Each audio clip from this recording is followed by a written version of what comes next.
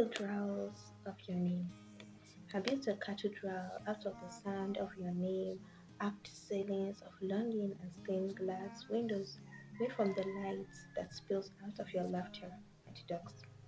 You do not walk, you arrive, like twilight trapped in amber and rose gold hush.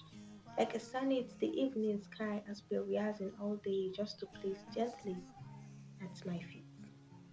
There's something celestial about you, something almost mythic, as if the constellations conspired in quiet devotion and stitched fragments of nebula into your pulse. When you speak, the air alters its architecture.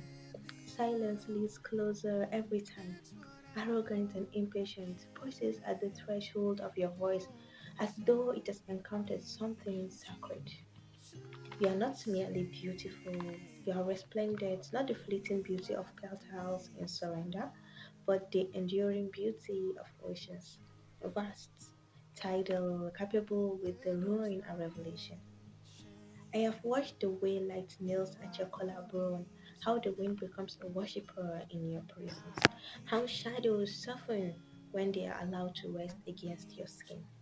You are not a passing season, you are equinox, perfectly balanced between fire and serenity, between tempest and tenderness.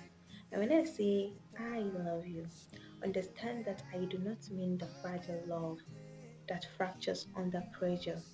I mean the ancient kind, the love carved into stone's tablet of memory, the love that survives exile, the love that outlines empires. Loving you feels like standing at the edge of a horizon that keeps unfolding, limitless, luminous, and apologetically vast. You are aurora and afterglow, a sacred collision of gravity and grace. If I were to write you into eternity, I would not use ink. I would use stardust and ocean salt at the trembling breath. You're not meant to be revered. You are a midnight prayer.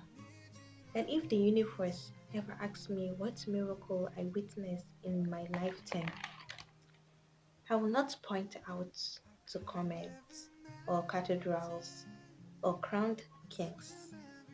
I would whisper your name, and that will be enough.